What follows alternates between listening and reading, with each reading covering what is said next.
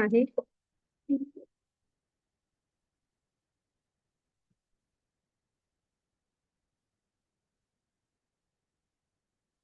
हरे कृष्ण सर्वांना, स्वागत आहे सर्वांचे. माताजी, फक्त आवाज कट झाला तर तुम्ही मला सांगा. मी आतमध्ये बसले, बाहेर थोडं पाऊस होता ना. ओम अज्ञानतिमिरान्धस्य ज्ञानाञ्जनशलाकया चक्षुरुन्मीलितं येन तस्मै श्रीगुरवे नमः। श्रीचैतन्यमनोभीष्टं स्थापितं येन भूतले स्वयं रूप कदा मह्यं ददाति स्वपदान्तिकं।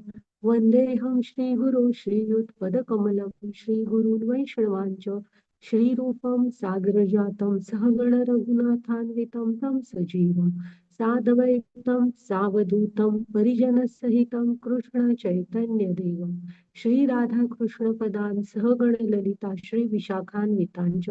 हे कृष्ण करुणा सिंधू दीनबंधो जगतपते गोपेश गोपिका कांत राधा कांत नमोस्तुते।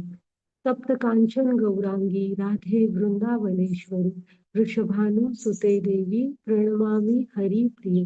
नमः ओम विष्णुपदाय कृष्णपृष्ठाय भूतले श्रीमते भक्ति वेदांत स्वामी इति नामिने। नमस्ते सारस्वते देवी गौरवाणी प्रचारिणे निर्विशेष शून्यवादी पाश्चात्य देशतारिणे। जय श्री कृष्ण चैतन्य प्रभु नित्यानंद श्री अद्वैत गदाधर श्रीवासादि गौर भक्त वृंद। हरे कृष्ण कृष्ण कृष्ण हरे हरे हरे राम राम राम हरे हरे। हरे कृष्ण कृष्ण कृष्ण हरे हरे हरे राम राम राम हरे हरे। तर स्वागत आहे तुम्हा सर्वांचं. आपण आज शेवटचा दिवस, आपला 18वा अध्याय मोक्ष संन्यास योग. प्रभुपाद स्वामी त्याला गीतेचा निष्कर्ष म्हणतात. कारण बऱ्यापैकी सगळी गीता ही आपली झालेली आहे. इथे फक्त कृष्ण एकदा परत सगळं सांगतायत. तर आधी आपण राधा गोविंदांना प्रणाम करूया, त्यांचे आशीर्वाद घेऊ. प्रभुपाद स्वामींना प्रणाम करूया, त्यांचे आशीर्वाद घेऊया. अन्वया माताजी यांनी मला गीता शिकवली, त्यांना प्रणाम करते. पूजा माताजी आणि आमच्या मराठीच्या पूर्ण टीमला, पुन्हा ह्या आपल्या माताजी जे आपल्याला को होस्ट ऍडमिन अशा, आता माताजी पठण करायला वेळेत येत होत्या, तर ह्या सगळ्या सेवा पुरवणारी मागे एक सपोर्ट करणारी टीम असते आम्हाला. तर ह्या सगळ्यांना पण सादर प्रणाम. आणि तुम्ही सगळे पण वेळेत येता, तुम्हाला सर्वांना पण सादर प्रणाम. हा माताजी, आणि हा आमचे नामनिष्ठ दास प्रभूजी ज्यांनी हा उपक्रम सुरू केला आणि सुरू ठेवलाय, त्यांनाही सादर प्रणाम. माताजी घ्या पुढे. आता ना आपण बऱ्यापैकी गीता सगळी बघितलेली आहे. तर हा जो अध्याय आहे ना आजचा, हा असं आपल्याला थोडासा रिवाइंड करतो की आपण काय काय शिकलोय. हे कालच्या अध्यायाचं आहे की तुम्ही अनधिकृत उपासना लक्षात ठेवा. हे ज्ञानयोगाचे अध्याय आहेत. ह्याचं महत्व काय आहे, तर तुम्हाला ना जर का तुमच्याकडे भक्ती असली तर ती टिकायला आणि पुढे जायला मदत करणार. आणि समजा नसेलच तर हे ज्ञानयोगाचे अध्याय तुम्हाला भक्ती मार्गाकडे घेऊन जाणार. तर ना अनधिकृत उपासनांच्या जास्त नादाला लागायचं नाही. जे शास्त्र सांगतात, गुरु सांगतात, त्या मार्गावर चालायचा आपण प्रयत्न करायला हवा. कृष्णाने काय सांगितलं मग? हो, अनधिकृत उपासना म्हणजे काय असतं? तर कृष्ण म्हणाला की जनरली श्रद्धा म्हणजे तुमचा स्वभाव सत्व रज तम ज्या गुणांच्या प्रभावाखाली असतात त्या प्रकारचे तुम्ही तुमची श्रद्धा असते, तुम्ही यज्ञ करता, तप करता, दान धर्म करता, म्हणजे हे गुण प्रभाव टाकत असतात. हा, मग त्याच्यानंतर ओम तत्सतचा आपण अर्थ पाहिला होता. हा माताजी घ्या पुढे. आणि भगवंतांना कुठल्याही प्रकारे अनधिकृत उपासना पसंत नाहीये. मुक्तीतून न सुखम न परम गती, काहीच देत नाही तुम्हाला ना. तुमची ह्या जन्मात ती आपल्याला सहाय्यकारी आहे ना पुढच्या परलोक म्हणजे म्हणतात जिकडे आपण पुढची गती असते तिकडेही काय कामाची नाही ती. आता आजचा अध्याय बघूया. आजच्या अध्यायात ना अर्जुन काय विचारतो की बंधनातून मुक्तता म्हणजे हा मोक्ष संन्यास योग आहे, की आपण कर्मांद्वारे हा आपल्या पुढचं म्हणजे ही जी कर्म बंधनं आपल्याला लागतात ह्याच्यातून मुक्तता कशी. कृष्णाने मग हे सांगितलंय की कर्म हे 5 घटकांनी होत असतं. कुठले ते 5 घटक ते पाहूया जरा. आणि पुन्हा एकदा सांगितलंय की जे 3 गुण असतात ना ते आपलं सर्व काही नियंत्रित करत असतात. आता आज परत आहे ते बघा तुम्ही, ते हे गुण किती प्रभाव टाकतात. म्हणून आपण प्रयत्न एकतर 3 गुण कुठले, सत्व रज आणि तम. मग आपण सत्व गुणात यायचा प्रयत्न करायला हवा. कारण सत्व गुण हा कृष्णानेच सांगितलंय तो प्रकाशमय आहे. आणि आपलं ध्येय काय पाहिजे, भक्त जे असतात शुद्ध भक्त ते शुद्ध सत्व गुणात असतात. हा की सत्व गुणात आल्यावर तुम्ही भक्तीशी जोडणार आणि मग तुम्ही शुद्ध सत्व गुणात जाणार. ओके. तर आज आता बघूया की हे सर्व म्हणजे हे 3 गुण कसं सगळं नियंत्रित करतात आणि आपलं ध्येय हे शुद्ध सत्व गुण म्हणजे भक्तीमध्ये जायचं असलं पाहिजे. पुन्हा एकदा वर्णाश्रम पद्धत आहे बघूया. मी जेव्हा सुरुवातीला आपण 6 अध्याय घेतले होते तेव्हा आपण वर्णाश्रम व्यवस्था बघितली होती. आजही बघूया. आणि एक लक्षात ठेवा की त्या व्यवस्थेत एक तर वर्ण आणि आश्रम असं 2 आहे, ते सोडून नाही चालणार तुम्हाला आश्रम. हा आणि दुसरी गोष्ट, तुम्ही कुठल्याही वर्णात आश्रमात असा आपलं ध्येय जीवनात भक्ती हवं, भगवत प्रेम प्राप्ती हवं. आणि तिथे कोणालाही अडवलेलं नाही, कोणही ते करू शकतं. मुळात त्याचं ध्येयच हे की भगवत प्रेम भक्ती करण्यासाठी तुम्हाला वेळ मिळणं.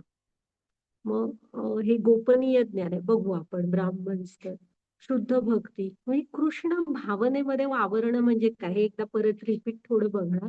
आणि इथे ह्याचा निष्कर्ष आहे संजयाचा, तो पण बघू. ह्या माताजी पुढे.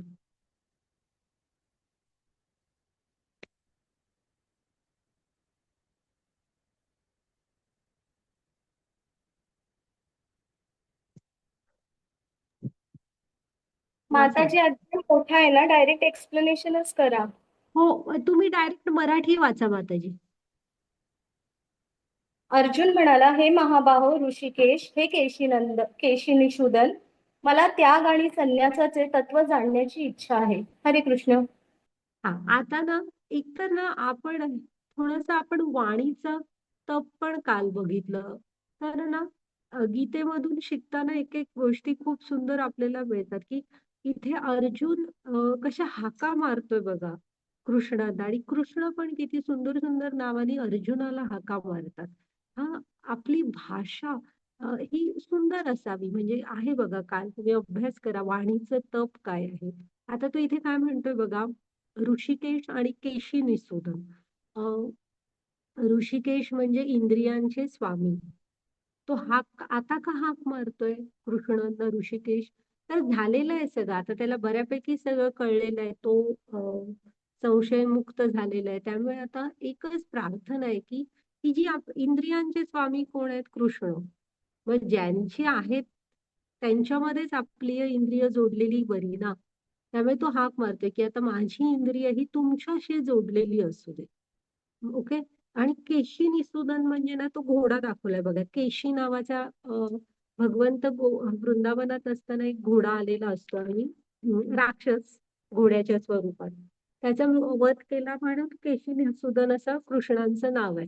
तर हे जे आपल्या मनामध्ये संशय शंका असे उधळणाऱ्या घोड्यासारख्या उठत असतात ना, ते आता अर्जुन म्हणतोय की तुमच्या ह्या ज्ञानाच्या प्रकाशाने ते थांबू दे. माझ्या पण या शंकांना तुम्ही दूर करून टाका. आणि काय मग त्याग आणि संन्यासाचं तत्व जाणायची त्याची इच्छा आहे. बघूया. घ्या माताजी पुढे.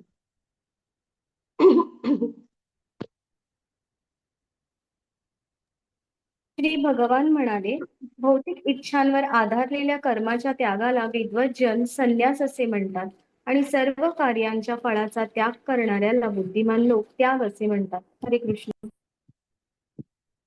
आता ना कृष्ण काय सांगतायत बघा, की विद्वज्जन काय म्हणतात, की तुम्ही भौतिक इच्छांचा त्याग करणं ह्याला संन्यास असं म्हणतात, की मी पैसे कमवण्यासाठी नोकरी करणार नाही, घर वगैरे अशा जबाबदाऱ्या घेणार नाही, की ज्यामुळे माझा वेळ जाईल. ह्या भौतिक इच्छा, मी कशातही अडकणार नाही, ह्याला काय म्हणायचं, संन्यास. पण बुद्धिमान लोक काय म्हणतात, बुद्धिमान लोक काय म्हणतात बघा, त्याग म्हणजे काय असतो, की तुम्ही सर्व कार्यांच्या फळांचा त्याग करणं, ह्याला खरा यज्ञ. तिसरा अध्यायामध्ये 7व्या श्लोकापासून पुढे सांगितलंय बघा, 9व्या श्लोकात वगैरे, की यज्ञ म्हणजे काय. हा, तर आपण लक्षात ठेवायला पाहिजे, की तुम्ही प्रत्येकाला फ्रीडम नसतो संन्यास वगैरे घ्यायचा, आणि ते गुरूंच्या आज्ञेने करायचं असतं. पण आपण आपल्या कर्म फळांचा त्याग करायला शिकायला पाहिजे, म्हणजे भगवंतांना अर्पण करायला हवी. आता इथे इंटरनेट वापरणं, स्क्रीन टाइम कमी ठेवणं, हे सगळं आपल्या हातात आहे, आणि ते चांगलं आहे. म्हणजे मोबाईलच्या स्क्रीनचा वापर हा तुम्ही तुमच्या डोळ्यांची किंवा तब्येतीची काळजी घेतच करायला हवं. पण आता त्याचा उपयोग आपण इथे गीता शिकण्यासाठी केला, एक प्रकारे भगवंतांशी जोडण्यासाठी केला. हा, तर हा चांगला उपयोग झाला. तर असं की चांगल्या प्रकारे तुम्हाला करता आलं तर अवश्य तुम्ही करायला हवं. हं? ओके, घ्या माताजी. म्हणजे असं नाहीये की सगळं सोडून वनातच जायला हवं, ते सगळ्यांना शक्य नसतं. हा. काही विद्वज्जन घोषित करतात की सर्व प्रकारच्या सकाम कर्मांना दोषपूर्ण समजून त्यागले पाहिजे. परंतु इतर विचारवंतांचे असे म्हणणे आहे, यज्ञ, दान, तप अशा कर्मांचा कधीही त्याग करू नये. हरे कृष्ण. आता सगळ्या सकाम कर्मांचा मी त्याग करणार, मगाशी म्हटलं तसं मी पैसे कमवणार नाही, मी हे करणार नाही, मान्य आहे. पण कृष्ण इथे काय सांगतायत बघा, तरीही 3 गोष्टींचा कधीही त्याग करायचा नाही, यज्ञ, दान आणि तप. हा, तुम्ही लक्षात ठेवा. आता ना जेव्हा आपण दैवासुर संपद विभाग योग बघितला, तर दान करणं हा दैवी गुण आहे, आणि गृहस्थानी तो करायलाच हवं. कारण त्यामध्ये मुळे ना तुमच्या हृदयामध्ये एक मृदुता राहते. हा, कठोर बनत नाही तुमचं हृदय. आणि अ, म्हणजे ब्राह्मण नाही, आपले वर्णाश्रम व्यवस्थेप्रमाणे ना बाकीचे जे 3 हे असतात, म्हणजे वानप्रस्थ, संन्यास किंवा पहिला ब्रह्मचारी, हे 3ही आश्रम बऱ्यापैकी गृहस्थाश्रमावर अवलंबून असतात. हा, ती जे धर्मासाठीच वगैरे कार्य करतात, ते करण्यासाठी त्यांना त्यांचं जीवन द्यावं लागतं. हा, मग ती पैसे नाही कमवू शकत, त्यामुळे गृहस्थांचं हे कर्तव्य आहे की तुम्ही करावं. ओके, त्यांना हे 3 गोष्टी करण्यासाठी मदत करायला हवी, तर समाजाची रचना व्यवस्थित राहते. यज्ञ, आता कलियुगाचा यज्ञ काय, हरिनाम जप. तर आपण तो अवश्य करायला हवा. पुन्हा श्रवण करा, आणि नवविधा भक्तीतल्या कुठल्याही भक्ती हर एक प्रकारे भगवानशी जोडून घ्या, भगवंतांशी. हं? आणि तप, आपली 4 भक्तीची नियामक तत्व पाळायचा प्रयत्न करा. हं? छोट्या छोट्या गोष्टींनी सुरू करा. पण ह्या 3 गोष्टींचा कुठलंही कारण देऊन आपण त्याग करू शकत नाही. का, ते पण सांगतायत बघा कृष्ण. हा, माताजी घ्या पुढे.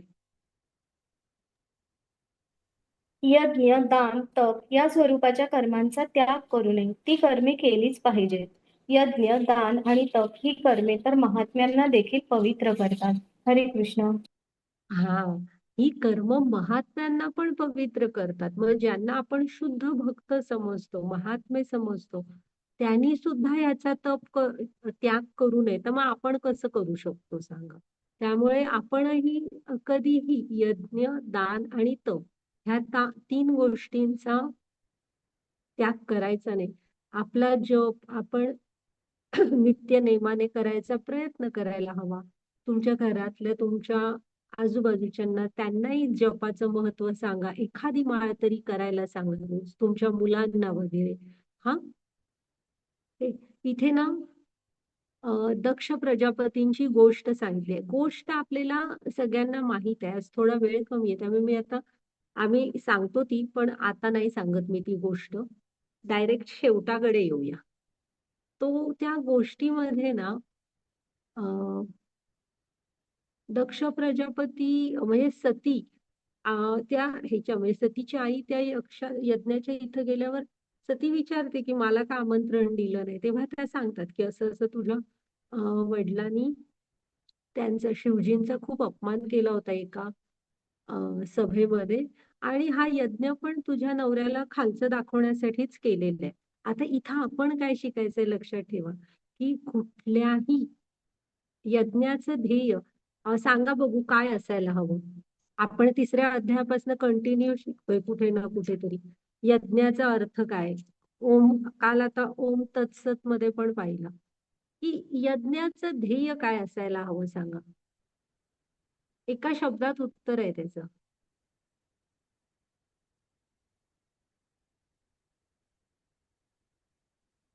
कनेक्ट व्हायचं. हा कनेक्शन असं नाही, पण कुणाबरोबर? Connect with the lord. Krishna. हा मग यज्ञ ह्या शब्दाची इथं व्याख्या लक्षात घ्या. ते कोणतंही कर्म जे तुम्ही श्री विष्णूंच्या आनंदाप्रित्यर्थ करता. हा ही यज्ञाची व्याख्या आहे. आणि इथे विष्णू म्हणजे तुम्ही राम, कृष्ण, विष्णू, नारायण ह्या सगळ्यांना धरा. मग कुठल्याही यज्ञाचं ध्येय हे भगवंतांचा आनंद, भगवंतांना तृप्त करणं, त्यांना ते फळ अर्पण करणं हे असायला हवं. ना की शिवजींना वाईट दाखवणं, शेजापाजाऱ्यांना न बोलवणं, असं नाही.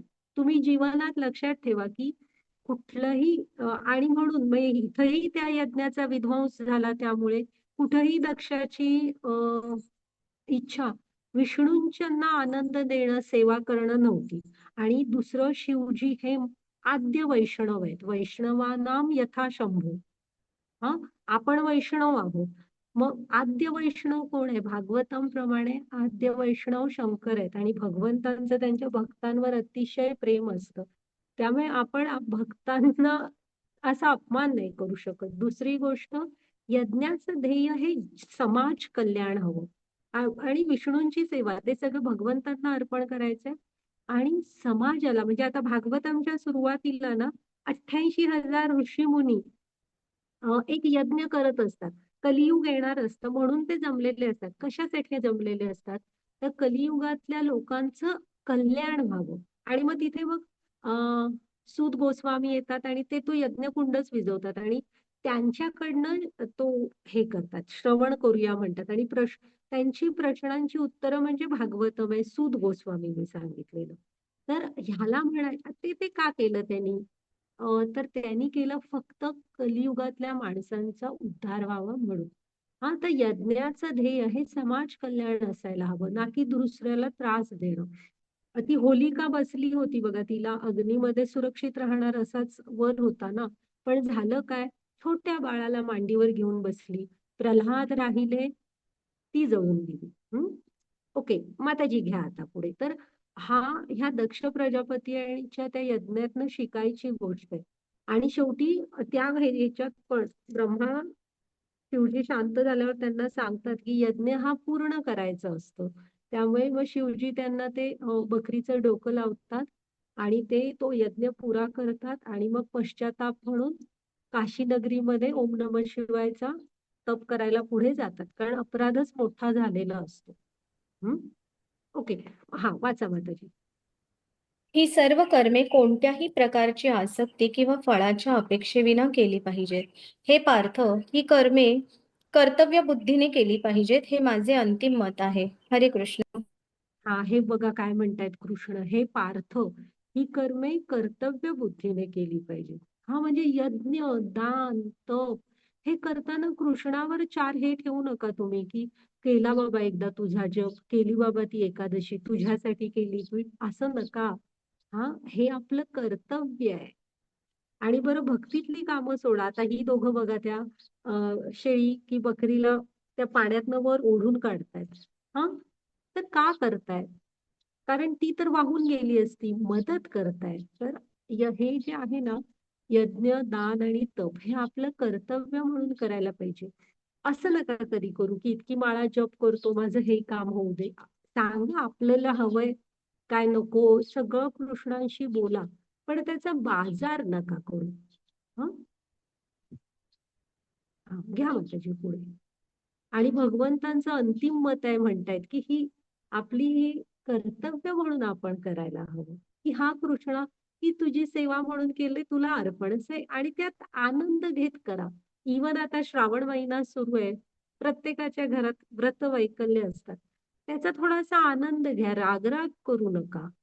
की कृष्ण नाही जमलं तरी सांगा, केला तरी भगवंतांचेच भक्त आहेत. हे देवी देवता सेवा सेवाक वगैरे करत असतात. तुमच्या भक्तांचीच सेवा केली केली म्हणून आनंदाने अर्पण करा. हम्म. हा, वाचा माता.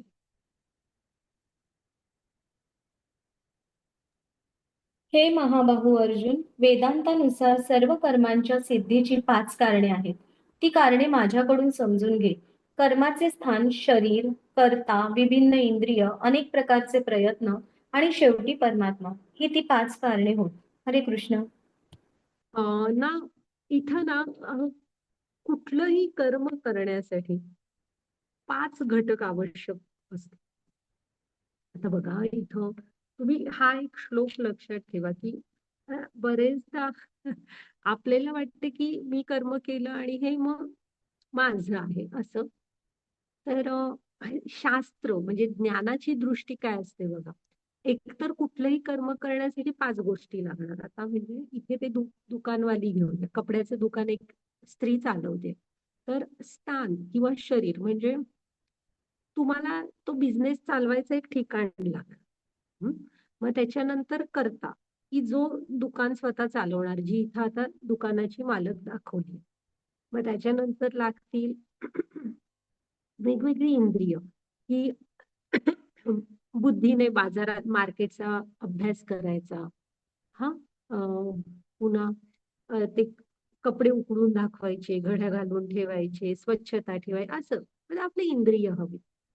अनेक प्रकारचे प्रयत्न, की मग कुठे स्वस्त मिळतं तिथे जाऊन आणायचं, योग्य वेळी सेल लावायचे, पुन्हा थोड्या ऍडव्हर्टाईज वगैरे, की बिझनेस वाढवण्यासाठी काय करू शकतो, असे अनेक प्रकारचे प्रयत्न लागतात. आणि शेवटी ना परमात्म्याची परवानगी लागते. आता आपण काय म्हणू, 5 गोष्टी आहेत, 20-20% लागतात. नाही, पहिल्या 4 गोष्टी 100-100% असल्या आणि परमात्म्याची परवानगी नसेल, तर आपण इथे कुठलंही कर्म करू शकत नाही.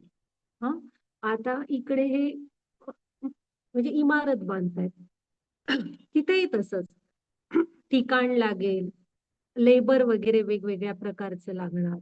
हा, ते म्हणजे त्यांची विभिन्न इंद्रिय, मग अनेक प्रकार, किती परवानग्या आणि लोनसाठी वगैरे असं बरेच प्रयत्न आणि शेवटी परमात्म्याची परवानगी. आता बघतो ना काही इमारती कधी पूर्णच होत नाहीत. तर का, तर परमात्म्याची परवानगी नसते. म्हणजे एक लक्षात ठेवायचं, की इथं त्यांच्या इच्छेशिवाय काय होत नाही. पुन्हा मग आता आपण, तुम्ही लेवल 2 ला जालच म्हणून मी तुम्हाला सांगते, की आता असं पण नाहीये, की आपण म्हणूया काय भगवंतांच्या परवानगीशिवाय काय होऊ नाही शकत. तर मग आम्ही वाईट कर्म करतो त्यात पण त्यांची परवानगी असते का? असं नाही. हं? एक गाय असते बघा, गाय, म्हैस, तुम्ही बघितलंय कधी? चरायसाठी तिला ना तिचा मालक दोरीने एका ह्याला बांधते, झाडाला किंवा खांबाला वगैरे. आणि तेवढ्या सर्कलमध्ये, हा, तेवढ्या रेडियसच्या सर्कलमध्ये ती चरू शकते, तिची ती फ्री मूव्ह करू शकते. हा, तसं भगवंतानी इकडे येताना आपल्याला पण एक मर्यादित स्वातंत्र्य दिलेलं आहे. मग त्याचा उपयोग तुम्ही कशासाठी करता, हे ज्याचे त्याचे हाती आहे कर्तव्याचे माप. त्यासाठी आपण भगवंतांना जबाबदार धरू शकत नाही. बुद्धी दिलेली आहे आपल्याला की काय करावं काय नाही करावं हे कळण्यासाठी. पण इथं तत्व जाणून घ्या. आणि हे खरंच आहे की म्हणजे मला आठवतंय गेल्या वर्षी साधारण नोव्हेंबर डिसेंबर मध्ये माताजींना माहित आहे माझी कंबर सडनली हे झाली, अशी दुखायला लागली. म्हणजे तुम्ही काय म्हणू मसल पेन किंवा बॅक इतका झाला की मला तेव्हा हा श्लोक आठवलेले की तशी मी एक दिवस, आणि ते असं सडन झालं होतं, पण 4 दिवस मला खूप विश्रांती घ्यायला लागलेली आणि मला दुखलेलं आणि मला कळलेलं की फक्त एक ते उचललं आणि अशी ती सळक भरलेली की भगवंतांची मर्जी आहे तोपर्यंतच, त्यांच्या परवानगीशिवाय आपण खरंच इथे काही करू नाही शकत. ह्या ज्ञानाच्या दृष्टीने बघाल तर कळणाऱ्या गोष्टी आहेत. की तत्वतः भगवंतांच्या कृपेशिवाय आपण इथे नाही काही करू शकत. माताजी पुढची स्लाइड घ्या. पण लक्षात ठेवा की ह्या 5 गोष्टी लागतात आणि भगवंतांची परवानगी ही सगळ्यात महत्वाची आहे. वाचा माताजी. म्हणून जो मनुष्य या 5 कारणांचा विचार न करता स्वतःलाच एकमेव कर्ता मानतो तो खचितच मूर्ख आहे आणि तो गोष्टींना यथार्थ रूपात पाहू शकत नाही. हरे कृष्ण. हा मग आपण ना कृष्ण इथे काय म्हणतायत बघा, की जो स्वतःला करता मानतो तो कृष्ण काय म्हणतायत बघा, तो खचितच मूर्ख आहे. भगवंतांच्या दृष्टीने मूर्खच आहोत आपण, अज्ञानात आहोत. हा ह्याचा अर्थ काय, मी मगाशी म्हंटल तसं की तुम्ही ज्ञानाच्या दृष्टीने यथार्थ रूपात नाही पाहत आहात. अजूनही ते तुम्हाला म्हंटल होतं बघा की एक पुस्तक आहे कुंती महाराणीची शिकवण म्हणून, प्रभुपाद स्वामींचं पुस्तक आहे. ते जरा वाचायचा प्रयत्न करा तुम्ही, छोटस आहे. त्याच्यामध्ये माता कुंतींचा एक श्लोक आहे, त्यात त्यांनी सांगितलं की चराचरामध्ये भगवंताचं अस्तित्व जाणवणार, पण कधी आपल्यामध्ये आणि भगवंतांमध्ये एक मायेचा पडदा आहे, तो ज्ञानाने दूर करू शकलात तर, ती जी ज्ञानाची दृष्टी आहे तिने बघायला शिकलो तर आपल्याला कळणार की इथे भगवंतांच्या मर्जीशिवाय काय होत नाही, आपण करता नसतो. हा जो असतो ना मी आणि माझं, ह्या अहंकाराच्या पुढे जातो तेव्हाच आपला कृष्णांकडचा प्रवास सुरू होतो. म्हणून भगवंत म्हणतात की ह्याचा अर्थ काय, तुम्ही मी आहे म्हणून हे कुटुंब आहे, मी किती ह्या नवरा आणि कुटुंबाचं करते किंवा नवरा म्हणतो मी किती ह्यांचं मुलांचं करू, ह्याचा अर्थ कसा असतो की तुम्ही यथार्थ रूपात बघत नाही. आपला थोडासा व्ह्यू बदलायचा आहे आपल्याला की हा भगवंतानी दिलेल्या जबाबदाऱ्या आहेत, त्या भगवंतांची सेवा म्हणून पार पाडल्या आणि त्याचा आनंद घेत करा. माताजी घ्या पुढे. वाचा माताजी. आता ना जरासं हे पहा तुम्ही की 3 गुण कसा आपल्या सगळ्यावर प्रभाव टाकत असतात. प्रकृतीच्या 3 गुणांवर आधारित 3 प्रकारचे ज्ञान. 18.20 ज्या ज्ञानामुळे अनंत रूपात विभाजित असलेल्या सर्व जीवांमध्ये एकच अविभक्त आध्यात्मिक स्वभाव दिसून येतो त्या ज्ञानाला तू सात्विक समज. 18.21 ज्या ज्ञानामुळे एखादा मनुष्य विभिन्न शरीरात भिन्न भिन्न प्रकारचा जीव पाहतो ते ज्ञान राजस होय असे जाण.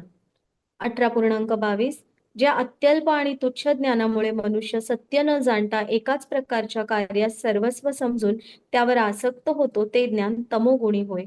हरे कृष्ण. आता ना इथे ज्ञान बघा, हा आपण 5व्या अध्यायामध्ये ना एक 5.18 श्लोक बघितलेला होता की एक विनम्र व्यक्ती हा ज्ञानाच्या नजरेने प्रत्येक मध्ये म्हणजे एक कुत्रा, हत्ती, गाय, चांडाळ आणि एक ब्राह्मण ह्यांना समस्तरावर पाहतात. काय पाहतात? त्यांच्या हृदयातला परमात्मा. तर ह्याला म्हणायची तुमच्याकडे ज्ञानाची नजर आहे.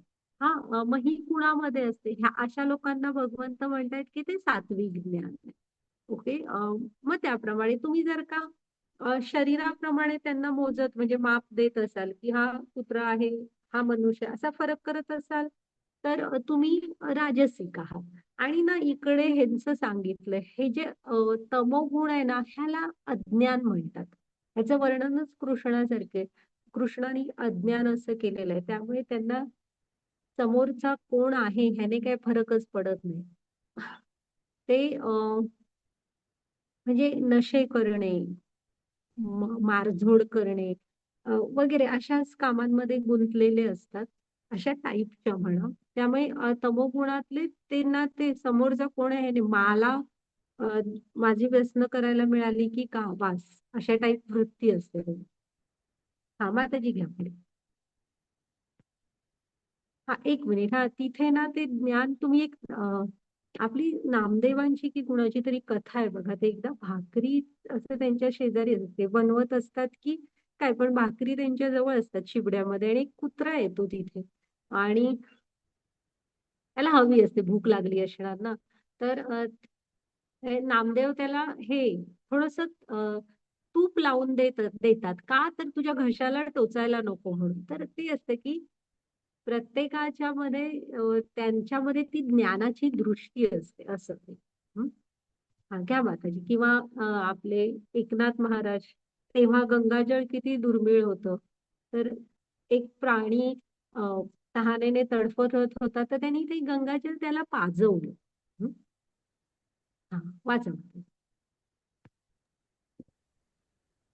18.23 जे कर्म नेमलेले आहे आणि आसक्ती विना केले जाते, जे रागद्वेष न ठेवता आणि फळप्राप्तीच्या इच्छेविना केले जाते, त्या कर्माला सात्विक कर्म म्हणतात.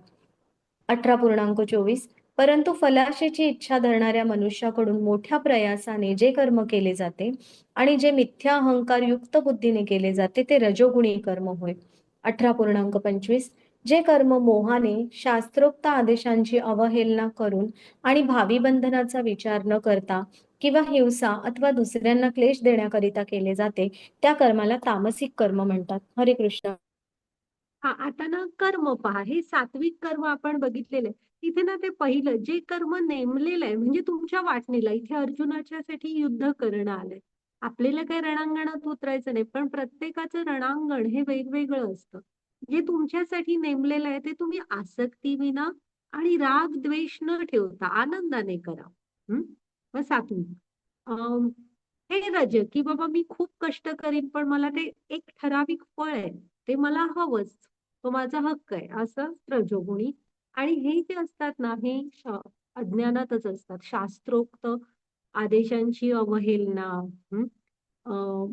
ह्याचे परिणाम काय होतील ह्याचा विचार नाही, हिंसा करणं, दुसऱ्याला क्लेश देणं. म्हणजे बघा, आता जे दारू पितात की मुलाबाळांची काळजी करत नाहीत, बायको वगैरेची, आणि जे काय कमावतात ते त्याच्यावर खर्च करून टाकतात.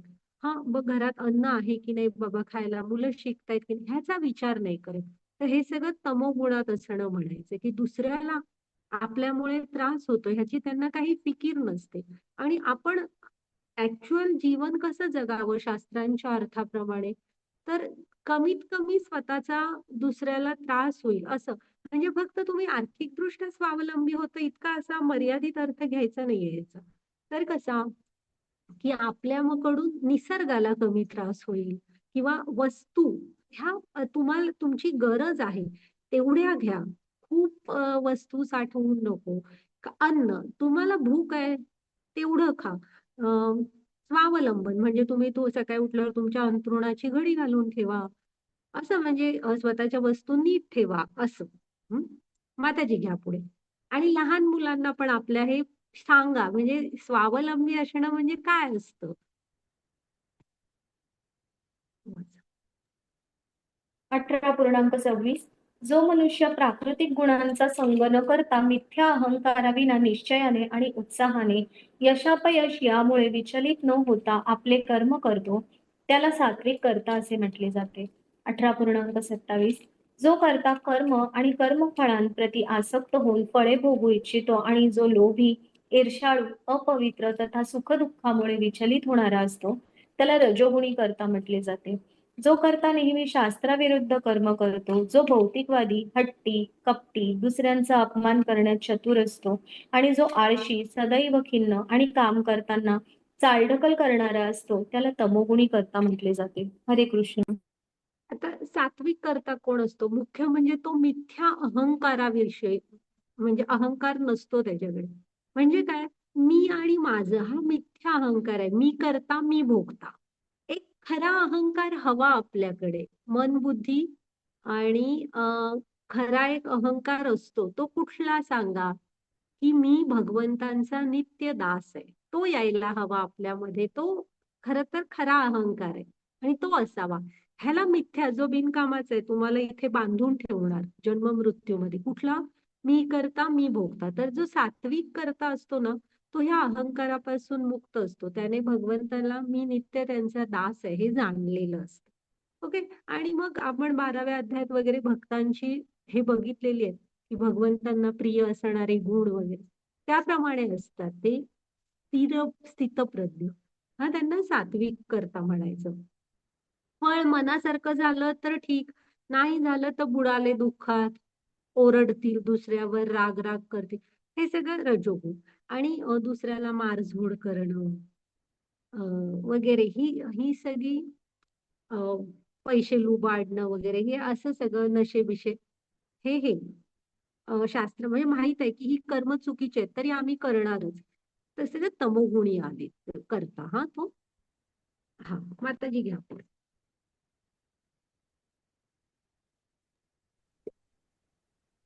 हे पार्थ, ज्या बुद्धीद्वारे मनुष्य प्रवृत्ती आणि निवृत्ती, कार्य आणि अकार्य, भय आणि निर्भयत्व, बंधन आणि मोक्ष यांना जाणतो, ती सात्विकी बुद्धी होय. हे पार्थ, जी बुद्धी धर्म आणि अधर्म, कार्य आणि अकार्य यांमधील भेद जाणू शकत नाही, ती राजसिक होय. 18.32 भ्रम आणि अंधकाराच्या प्रभावामुळे जी बुद्धी धर्माला अधर्म तथा अधर्माला धर्म समजते आणि सदैव विपरीत मार्गाने कार्य करते, ती बुद्धी म्हणजे तामसिक बुद्धी होय. हरे कृष्ण. बघा इथे ना सात्विक बुद्धी कुठली? प्रवृत्ती आणि निवृत्ती. म्हणजे यम नियम की तुम्ही काय करायचं आहे आणि काय करायचं नाही हे जाणू शकते. त्यातला फरक आणि योग्य काम म्हणजे जे करायचा परवानगी आहे तेच ती करणार. ही सात्विक बुद्धी असते. हा इथे राजसिक बुद्धी कुठली असते की तुम्ही धर्म अधर्म माझा फायदा आहे तर मग मी हे करू की नाही करू ह्याचा विचार नाही करणार. नको हे चुकीचं आहे. नाही नाही, माझा फायदा आहे ना तर ते मी करणार. ही बुद्धी राजसिक आहे की फळ. हा माझा काय फायदा असंच प्रत्येक वेळेस राजसिक माणसाच्या मनात येतात. तर तुम्ही त्यांना म्हणालात मी माझ्या घरी थोडंसं कीर्तन ठेवलं येते पण म्हणजे मी एवढा आता 1 तास तुझ्या घरी येऊन माझा फायदा काय? अशा वेळेस आपण सांगू शकतो तू ये तर खरी. मग आपण आहे मी एक छानसा प्रसाद पण ठेवलाय की असं म्हणजे जोडून घ्यायसाठी सांगते. पण ही बुद्धी आणि जनरली पृथ्वी ही रजोगुणाचा प्रतिनिधी आहे. इथे सगळीच जण अशी असणार. हं? आणि हे काय हे अधर्मातच असतात. ते म्हणजे अ, ते अधर्मालाच धर्म समजून त्यांचं जीवन जगत असतात. ही तामसिक बुद्धी झाली. हं? कारण भ्रम आणि अंधकाराच्या प्रभावाखाली असते. माताजी घ्या पुढे.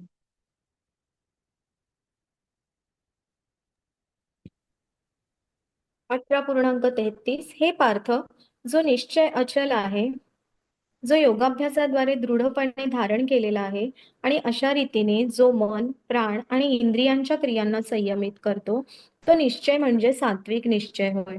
परंतु हे अर्जुना, ज्या निर्धाराने मनुष्य धर्म, अर्थ आणि काम यांच्या फळांवर आसक्त असतो, तो निश्चय म्हणजे राजसिक होय.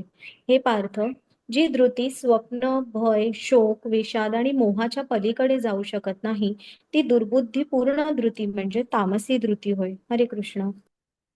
निश्चय बघा की जो सात्विक निश्चय असतो ना तो एकतर चांगला निश्चय असतो. म्हणजे अं योगाभ्यासाद्वारे दृढपणे धारण केलेला. हा म्हणजे कसा भक्तीमधले चांगल्या कर्म जे गुरूंचे हे आहेत आपल्याला आदेश आहेत वगैरे त्यावर चालायचा चांगले निश्चय आणि अचल असतात. तर छोटे म्हणजे तुम्ही आता चातुर्मास सुरू आहे किंवा श्रावण महिन्यात आपण श्रवण करतो. शिवजींचा महिना आहे आणि ह्या महिन्यात श्रवण करावं भरपूर. म्हणजे ग्रंथ वगैरे लावतातच बघा घरात मंदिरात मध्ये वगैरे. तर असं की बाबा हा मग मी एखादा ग्रंथ पूर्ण करेन.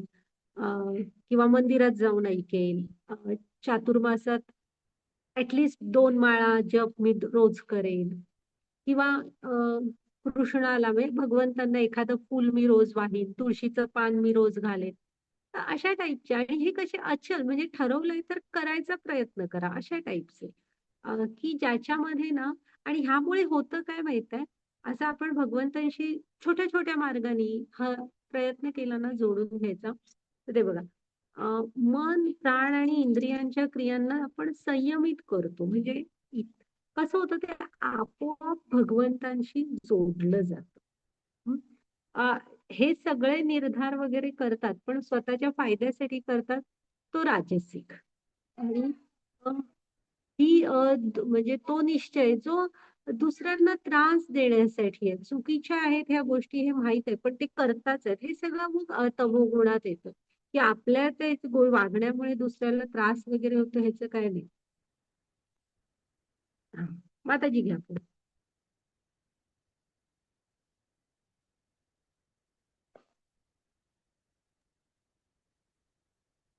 प्रकृतीच्या 3 गुणांवर आधारित 3 प्रकारचे सुख. जे सुख आरंभी विषासमान प्रतीत होत असूनही शेवटी अमृततुल्य असते आणि जे मनुष्याच्या ठिकाणी स्वरूप साक्षात्काराची जागृती करते, त्या सुखाला सात्विक सुख म्हटले आहे. इंद्रियांचा विषयांशी संयोग झाल्याने प्राप्त होणारे सुख प्रारंभी अमृतासारखे भासते, परंतु शेवटी ते विषाप्रमाणे असते. अशा सुखाला राजसिक सुख असे म्हटले जाते. आणि जे सुख स्वरूप साक्षात्काराकडे लक्ष देत नाही, जे आरंभापासून शेवटपर्यंत मोहमयी असते आणि जे निद्रा, आळस आणि प्रमाद यापासून उत्पन्न होते, त्या सुखाला तामसिक सुख म्हटले जाते. हरे कृष्ण. हा, आता सुखाचं सांगितलंय बघा.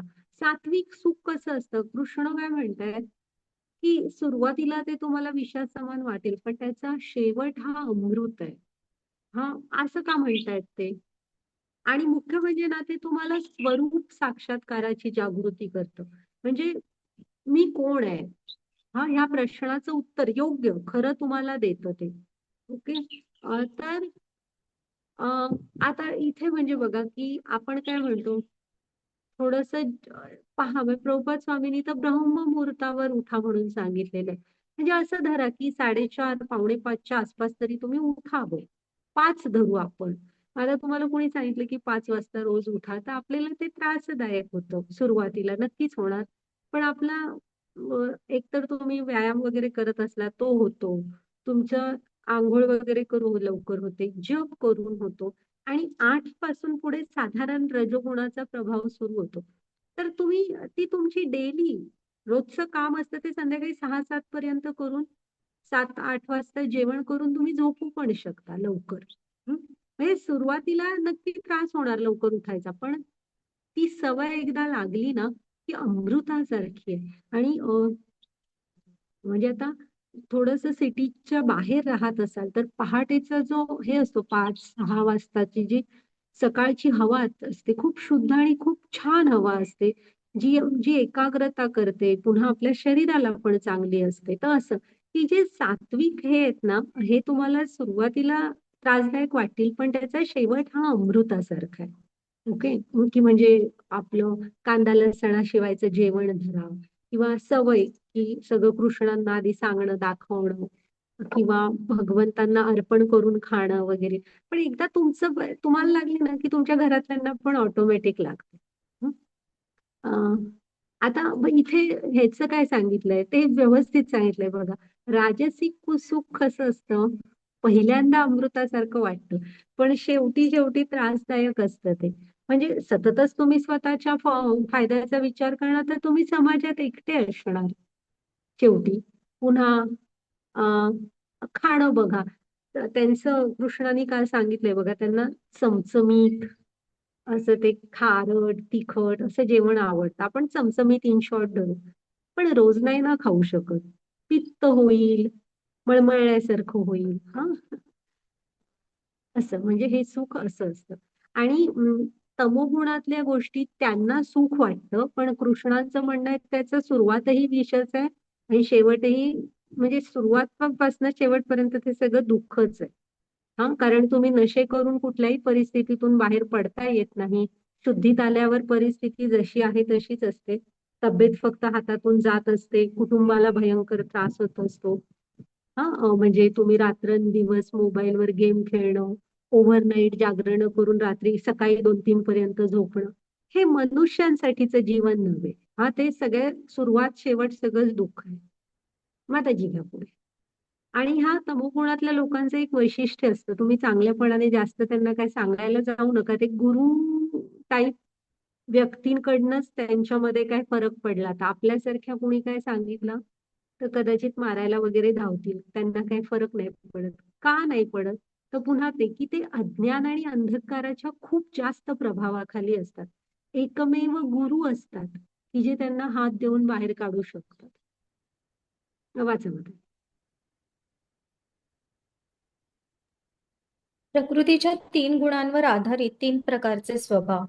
शांती, आत्मसंयम, तपस्या, पावित्र्य, सहनशीलता, प्रामाणिकपणा, ज्ञान, बुद्धिमत्ता आणि धार्मिकता या स्वाभाविक गुणांनुसार ब्राह्मण कर्म करतात. शौर्य, तेज, निर्धार, दक्षता, युद्धामध्ये धैर्य, औदार्य आणि नेतृत्व या स्वाभाविक गुणांनुसार क्षत्रिय कर्म करतात.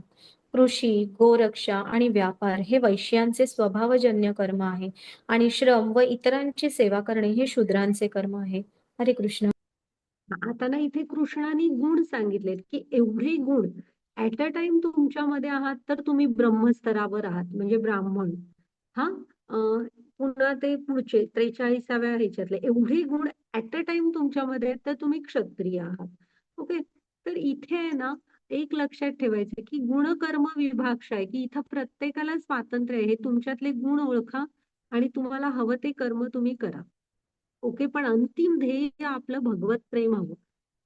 दुसरी गोष्ट शास्त्र म्हणतं की कलीच्या प्रभावामुळे कलियुगामध्ये तसं बघायला गेलं तर हे कोण नसतातच. सगळेच शूद्र स्तरावर असतात. कारण कारण काय माहितीये इथं आयुष्यच खूप अल्प आहे आणि धर्म खूप कमी प्रमाणात असतो त्या सगळ्यामुळे. पण एनी हाऊ इथे व्याख्या लक्षात घ्या की ऍट अ टाइम एवढे गुण तुमच्यामध्ये आहेत तर ब्राह्मण तर क्षत्रिय, मग कृषी, गोरक्षा, व्यापार ह्या 3 गोष्टी करायच्या आहेत. तर म्हणजे तुम्ही वैश्य झाला. आणि मला फक्त इतरांना मदत करायची आहे. म्हणजे आपण महिन्याची एवढी मदत करतो म्हणजे काय? तुमच्याकडे जॉब करतो एवढी एवढी सॅलरी माझी. तर आपण क्षुद्र म्हणजे तर कसं ह्या सगळ्यांनी एक लक्षात ठेवायला पाहिजे हे सगळं करताना आपणही कुठे ना कुठेतरी ह्यात असतोच की आपलं अंतिम ध्येय हे ह्या सगळ्यातनं वेळ काढून भगवंतांच्या विषयी भक्ती म्हणजे काय भगवंतांची दिव्य प्रेममय सेवा तर भक्ती करण्यासाठी श्रवण करण्यासाठी थोडा वेळ काढणं. कधीही लक्षात ठेवा की इतके बिझी होऊ नका की स्वतःच्या आध्यात्मिक उन्नतीला वेळ नाही देणार. त्यातनच कधीतरी ट्रिपला वगैरे गेलात तर एखाद्या मंदिरात जा. लांबच्या म्हणजे जी प्रसिद्ध तीर्थस्थळांना आहेत. हा भारतभूमीचं महत्व खूप जास्त आहे इथे. सगळी तीर्थस्थळ आहेत आणि आपल्या शेजारच्या रोजच्या ज्या मंदिरात जाता तिथं गेलात वेळ असला तर एखादी माळा जप करा असं. माताजी घ्या पुढे.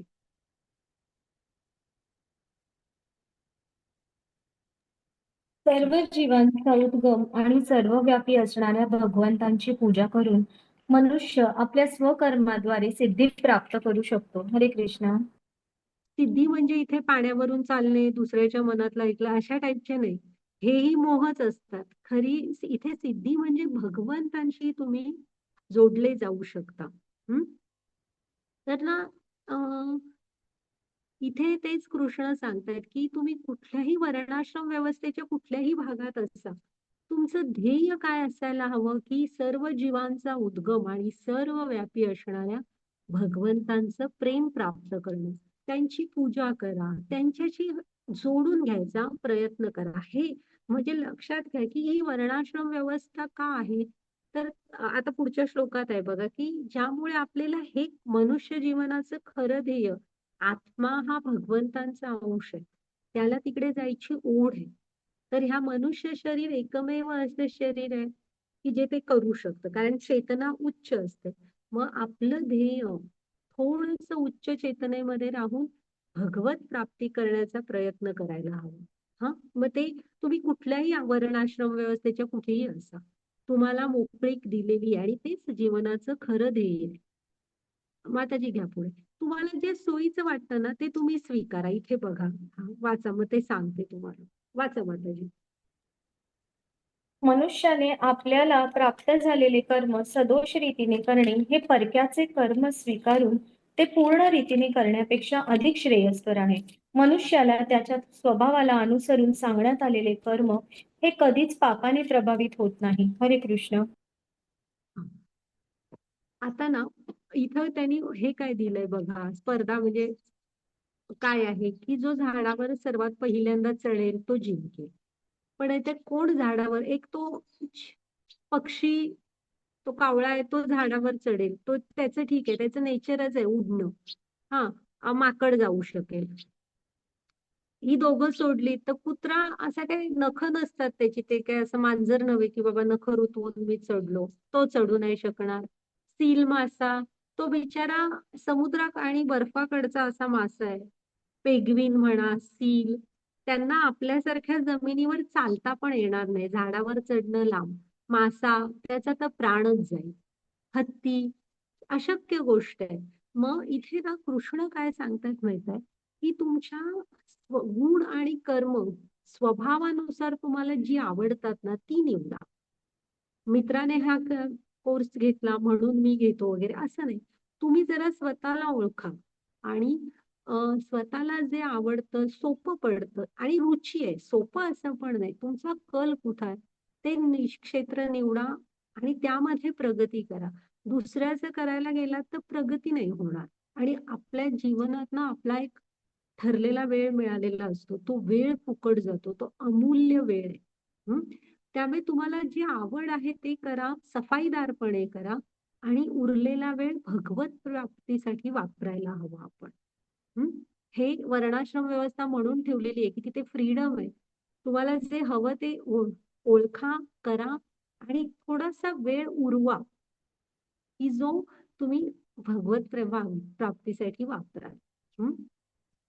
म्हणून भगवंत सांगतायत की तुम्हाला जे जमतंय ते सदोष रीतीने केलात तरी ठीक, पण परक्याचं उगाच स्वीकारून मग ते त्याच्यामध्ये तुम्ही हुशार होण्यासाठी तुमचा खूप अमूल्य वेळ फुकट जातो आणि आतून आवड नसली ना तर ते तुम्हाला आनंद पण देणार नाही. हा, आपण आनंदी राहा. आता अर्जुनाने कारण सांगितलेलं ना कृष्णा की मला हे करताना आनंद नाही मिळत. पुढे अर्जुनाच्या प्रश्नांची उत्तरं दिलीत कृष्णाने. पण हे खरं आहे की तुम्ही जे करता त्यामध्ये तुम्हाला आनंद वाटला पाहिजे. म्हणून भक्तीचे पण नवविध आहे. तुम्हाला जी आवडते त्या प्रकारची भक्ती स्वीकारा. माताजी घ्या पुढे. आणि आत्म्याचा स्वभावच आहे आनंदी राहणं.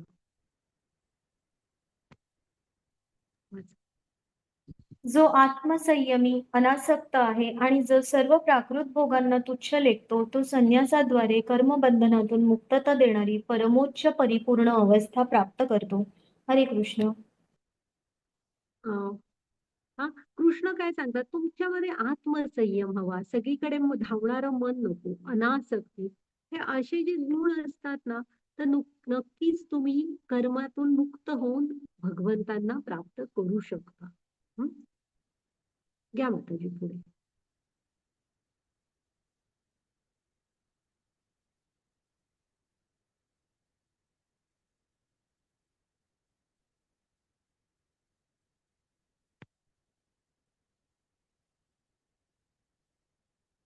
माताजी,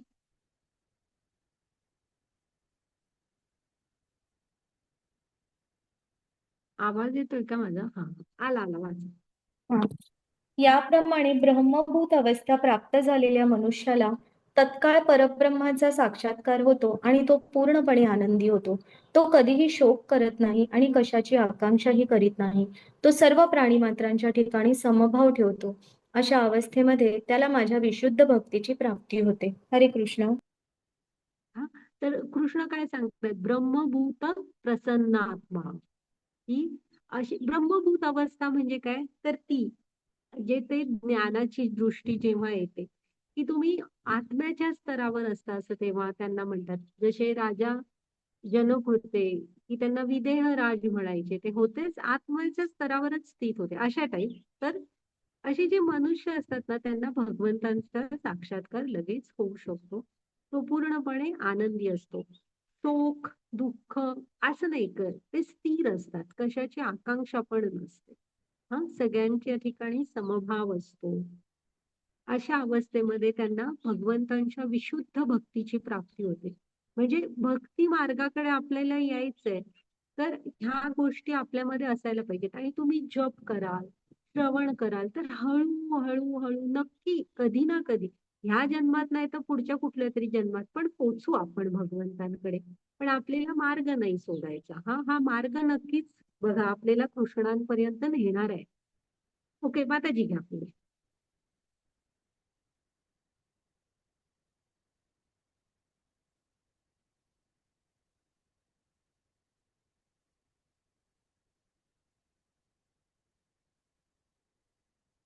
वाचू का माताजी?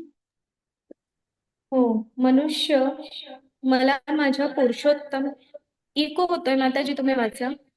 हा, मनुष्य मला माझ्या पुरुषोत्तम भगवान या यथार्थ स्वरूपात केवळ भक्तीद्वारेच जाणू शकतो.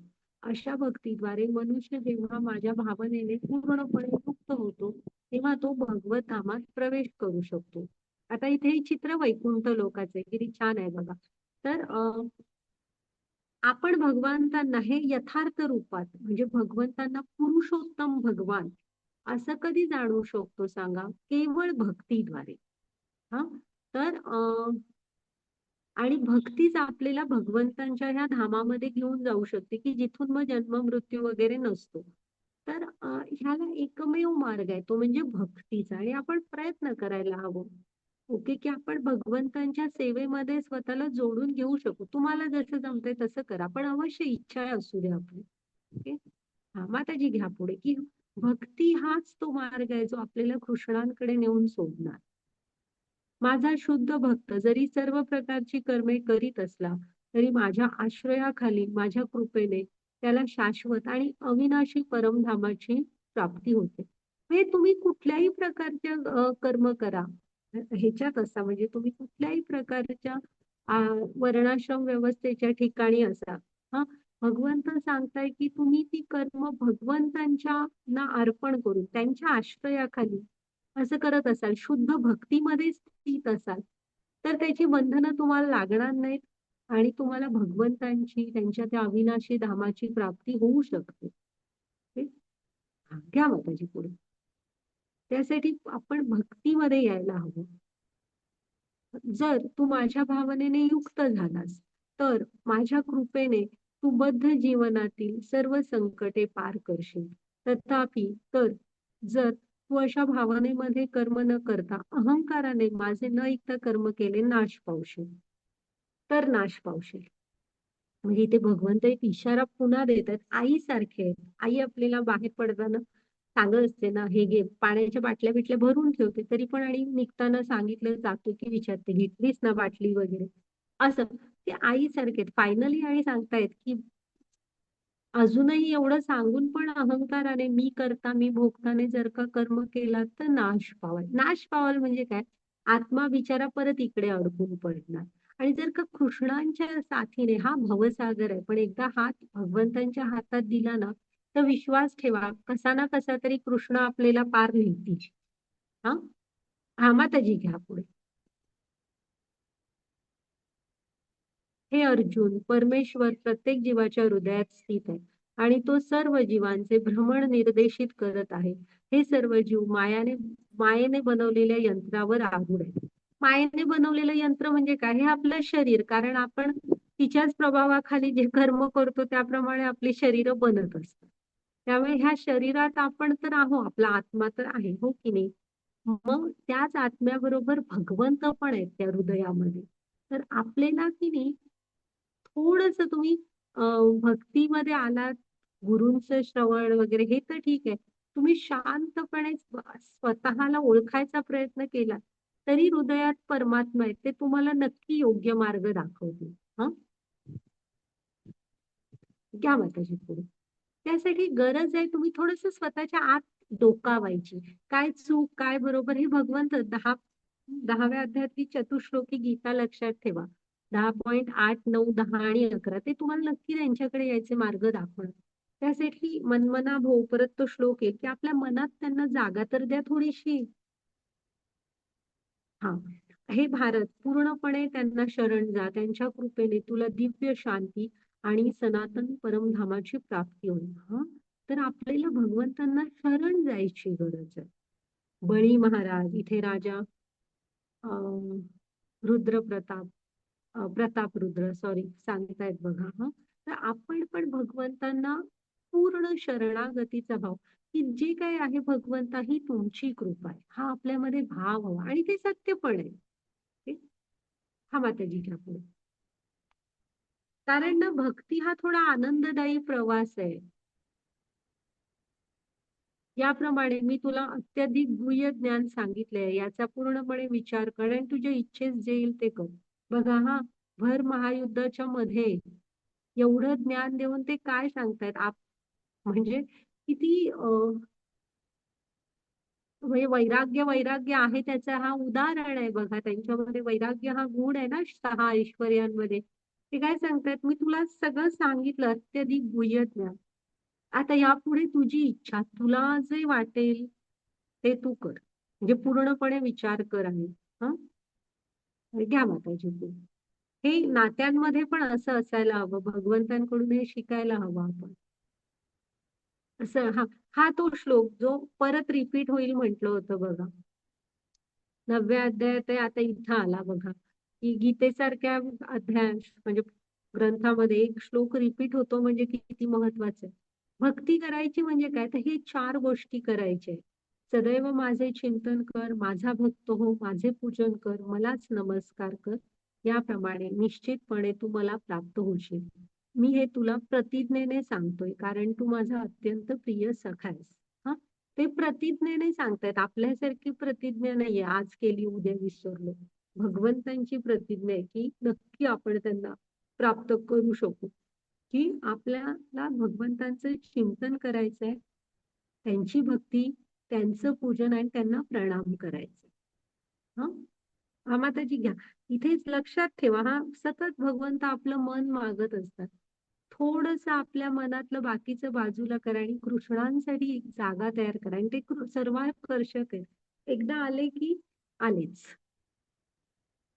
हा आपण सगळ्यांनी ऐकलेला आहे. सर्व धर्मान परित्यज्य मामेकम शरणम व्रज अहं त्वां सर्व पापेभ्यो मोक्षयिष्यामि मा शुच. सर्व प्रकारच्या धर्माचा त्याग करून केवळ मलाच शरण ये. मी तुला सर्व पापांपासून मुक्त करीन. तू भयभीत होऊ नको. आता ना सर्व प्रकारच्या धर्माचा त्याग करून मला शरण ये म्हणून उठून संन्यास आश्रम स्वीकारा असा तुम्ही अर्थ घेतलात तर थांबा. ते गुरु सांगतात की संन्यास कधी घ्यायचा असतो. गुरूंच्या परवानगीशिवाय घ्यायचा नसतो. त्यामुळे ते गुरु ठरवतील. पण इथे दुसरा अर्थ काय ते सगळ्यांना शक्य नसतं. पण ही गीता इथे आचार्यांनी खूप अर्थ केलेले आहेत. ह्याचा अजून एक अर्थ काय निघतो की आपल्याला वाटतं ना भगवंत माझा स्वीकार करतील का, मी असं आहे, मी तशी आहे, भीती पण वाटते. तर तुम्ही आता तो विचार करू नका. कृष्ण सांगतायत की तू मला शरण ये. एकदा भगवंतांना शरण गेलो ना की ते करुणासागर आहे. ते सगळ्यांचा स्वीकार करतात. भिवू नका. आपण त्यांना शरण जायला पाहिजे. ओके, योग्य मार्गावर चालायचा प्रयत्न आपण करायला पाहिजे. ते नक्की स्वीकार करणार आणि संन्यास ते गुरु सांगतील त्यांची. माताजी घ्या पुढे. जो तप करत नाही, जो भक्त नाही, जो भक्तिमय सेवा करत नाही, तसेच जो माझा द्वेष करतो त्याला हे परमगुह्य ज्ञान कधीही सांगू नये. आता इथे कृष्ण सांगतायत की अशा लोकांना तुम्ही सांगू नका. पण इथे आपण एक रिस्क घेतो आणि जगतभरात मध्ये गीतेच्या ज्ञानाचा प्रसार करायचा आपली आंतरराष्ट्रीय कृष्ण भावनामृत संघटना प्रयत्न करते. ऍक्च्युली आम्हाला तुम्हाला कृष्ण भावना द्यायची. का ती मनमना भव मत भक्तो का करतो सांगा. कारण आपल्या गुरुनी केला, आपल्या गुरूंचा आदेश आहे. अज्ञानी लोक आहेत म्हणून एक त्यांना प्रयत्न करतो. आपणही असेच होतो ना, आपल्याला तरी कुठे माहित होतं. पण गुरुनी प्रयत्न केला म्हणून कृष्णांशी जोडून घेऊ शकलो. मग आजूबाजूला पण असे लोक आहेत. म्हणून आपण एक चान्स घेतो आणि हे ज्ञान द्यायचा प्रयत्न करतो. प्रभुपादांना पण त्यांच्या भक्ती सिद्धांत सरस्वतीने सांगितलं होतं, की तुला ह्या ज्ञानाचा प्रचार प्रसार करायचा आहे. हं? तेवढा आपण एक चान्स घेतो. माताजी पुढे चला. जो मनुष्य भक्तांना हे परमगुह्य रहस्य सांगेल त्याला निश्चितपणे शुद्ध भक्तिमय सेवा प्राप्त होईल. अंततः तो माझ्याकडे परत येईल, यात मुळीच संशय नाही. म्हणजे जे भक्त हे जे भगवंतांविषयीचं ज्ञान आहे ना, त्याच्या प्रचार करण्यामध्ये जोडलेले असतात. हा ते म्हणजे ज्याला शुद्ध भक्त म्हणू. आता इथे प्रभुपाद स्वामी वगैरे ते भगवंत सांगतायत की ते नक्की माझ्याकडे, म्हणजे भगवंतांचे ते ऍक्च्युअली भगवंतांचेच पार्षद असतात. ते भगवंतांकडे नक्की परत जातील ह्यात काहीच संशय नाही. हा माताजी घ्या पुढे. म्हणजे त्यांचं त्यांच्या भक्तांवर प्रेम असतं अपार. ते बघा, त्यांच्यापेक्षा मला अधिक प्रिय असा कोणीही सेवक या जगतामध्ये नाही. तसेच त्यांच्यापेक्षा अधिक प्रिय असे कोणी होणारही नाही. एवढं प्रेम आहे भगवंतांचं त्यांच्या भक्तावर. की आणि जे प्रभुपाद वगैरे ज्यांनी जीवन खर्च केलं पूर्ण, इवन आपली महाराष्ट्राची संत परंपरा की ज्यांनी हे गीता भागवतम ह्याचं ज्ञान मनुष्यांपर्यंत पोचवायसाठी पूर्ण त्यांचं जीवनभर प्रयत्न केला, ते भगवंतांना अत्यंत प्रिय असत. ओके माताजी घ्या पुढे.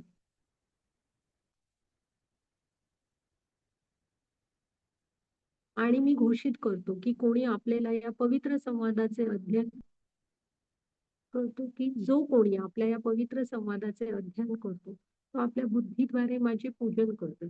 कृष्ण ते कृष्णच आहेत बघा. ते काय म्हणतात बघा, ते घोषित करतायत की ह्या भगवंतांचा हा अर्जुन आणि कृष्णाचा संवाद आहे. तर ह्या संवादाचं तुम्ही बुद्धीद्वारे इथे थोडं समजून घ्यायचा जो आपण प्रयत्न करतोय ना सगळी मिळून, हे सुद्धा भगवंत त्यांचं पूजन म्हणून स्वीकार करताय. हं? घ्या माताजी पुढे.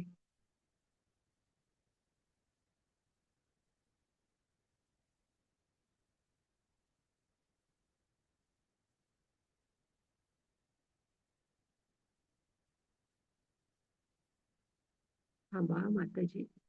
माताजी थोडा वेळ थांबूया माताजी पुढे. माताजी एकच मिनिट हा, मी बस आलेली ना, आणायला गेलेली. एक सेकंद. असं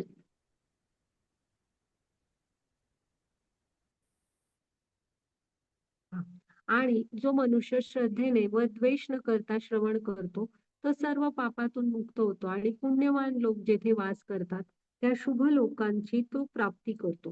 म्हणजे इथे ना लक्षात ठेवा की हे जे श्रवण असतं ना, आपल्याला हे पडतात प्रश्न पडतात ते अवश्य.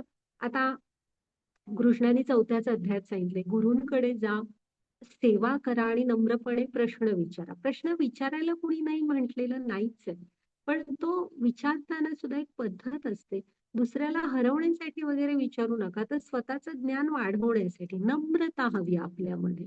त्यामुळे हे श्रवण करताना पण श्रद्धेने आणि भगवंतांचा द्वेष करत असलात तर भगवंतांची प्राप्ती कशी होणार. प्रेमपूर्वक श्रद्धेने असं करायला हवं. तर नुसतं श्रवण भक्तीचा महिमा अपार आहे. ते एवढं श्रवण जरी योग्य प्रकारे केलं तरी आपण सर्व पापातून मुक्त होऊन जिथे आध्यात्मिक लोक म्हणतात, ज्याला जिकडे पुण्यवान लोकांची हे असते भगवंतांच्या भक्तांची, ते धाम आपण प्राप्त करू शकतो. घ्या माताजी पुढे. अर्जुन म्हणाला, हे अर्जुन, हे कृष्ण, हे अच्युत, माझा मोह आता नष्ट झाला आहे. तुमच्या कृपेने मला माझी स्मृती पुन्हा प्राप्त झाली आहे. मी आता दृढनिश्चयी आणि संशयमुक्त झालो आहे आणि तुमच्या आज्ञेनुसार मी कर्म करण्यास सिद्ध. हा तो अर्जुन आहे. हा दुसऱ्या अध्यायात कसा झाला होता तुम्ही दुसऱ्या अध्यायाचे पहिले थोडे 7व्या-8व्या श्लोकापर्यंत वाचा. हातातलं धनुष्य बाण निसटून पडत होता वगैरे. आता हा बघा तो काय म्हणतोय की माझे सगळे मोह नष्ट झाले. तुमच्या कृपेने मला माझी स्मृती प्राप्त झाली आहे. स्मृती म्हणजे काय, की मी भगवंतांचा अंश आहे आणि त्यांचा नित्य दास आहे. आणि मी आता दृढ निश्चयी झालोय, की मी हे कर्तव्य आहे आणि ते मला केलंच पाहिजे तुमची सेवा म्हणून. ते मी करणार आहे, असा तो आता दृढ निश्चयी झालाय आणि तो सांगतोय, आता तुम्ही फक्त सांगा मी काय करू. हं.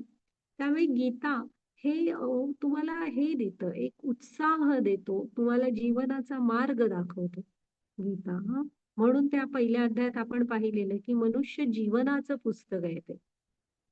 माताजी का पुढे. आता ना संजयला काय काय वाटतंय बघा. संजय म्हणाला, याप्रमाणे श्रीकृष्ण आणि अर्जुन या दोन महात्म्यांचा संवाद मी ऐकला. हा संवाद अत्यंत अद्भुत आणि रोमांचकारी आहे. योगेश्वर भगवान श्रीकृष्ण अर्जुनाला हे परमगुह्य ज्ञान प्रदान करीत असताना केवळ व्यास कृपेनेच मी साक्षात श्रीकृष्णांच्या मुखातून हे परम गोपनीय योग ऐकला आहे. म्हणजे हे योगशास्त्र आहे. हा हा गीता हा भगवंतांशी जोडता आपल्याला. हे राजन, श्रीकृष्ण आणि अर्जुन यांच्या या अद्भुत पवित्र संवादाचे वारंवार स्मरण होऊन प्रतिक्षण पुन्हा पुन्हा हर्ष होत आहे. मला प्रतिक्षण पुन्हा पुन्हा हर्ष होत आहे. पहा, तर असा कसा तो हे तर फक्त अर्जुनामध्ये फरक पडलाय का? नाही, दुसरं कोण ऐकतोय? संजय. संजयच्या पण ह्या भावना बघा, त्याला पण किती असं रोमांच उभे राहिलेत आणि अद्भुत असं सुंदर असं, ती ह्याला आध्यात्मिक अनुभूती म्हणतात, तसं वाटतंय पहा. माताजी घ्या पुढे. हे राजन, भगवान श्रीकृष्णांचे अद्भुत रूप स्मरण केल्याने मी अधिकाधिक विस्मयकारी होत आहे आणि मला पुन्हा पुन्हा हर्ष होत आहे. त्याने व्यास म्हटलं ना, तो व्यास त्याचे गुरु आहेत. त्यांच्या कृपेमुळे त्याने ते बघितलं ना भगवंतांना, तसं तर तो त्याला आठवून आठवून पुन्हा पुन्हा हर्ष होत आहे. हा माताजी घ्या पुढे. काय नाही, आत्म्याचा आनंद आहे तो. जे तो ना, हे त्याने निष्कर्ष दिलाय. यत्र योगेश्वर कृष्णो यत्र पार्थो धनुर्धर तथा तत्र श्री विजयोर्भूती धृती नीतीर मतीर मम मम. जेथे योगेश्वर कृष्ण आणि महान धनुर्धर अर्जुन आहे, तेथे निश्चितच ऐश्वर्य, विजय, असामान्य सामर्थ्य आणि नीती आहे, हे माझे मत आहे. आता समोर त्याच्या कोण बसलंय हे कोण म्हणतोय? संजय.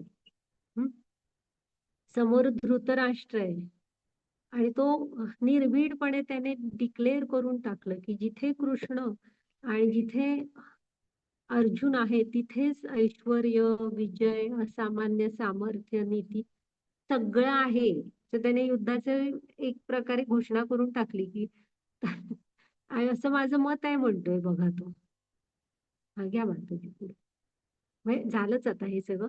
तर आता तुम्ही एक लक्षात घ्या की अर्जुनाचं आपण बघितलंच की तो म्हणतो ना, मी म्हणजे मोहातून मुक्त झालोय, तुम्ही सांगा फक्त मी काय करू, मला माझ्या स्वरूपाचं ज्ञान झालंय. आता हा पण ह्याने तर डिक्लेअरच करून टाकलं, यत्र योगेश्वर कृष्ण. पण हे का ह्याच्यामध्ये का फरक पडला नाही? तिथे धृतराष्ट्रामध्ये तो जसा अर्जुनाने ऐकली, जशी संजयाने ऐकली, तशी संजयाकडून ह्याने पण ऐकलीच ना धृतराष्ट्राने. का फरक पडला नाही धृतराष्ट्रामध्ये? सांगा, कण मात्र.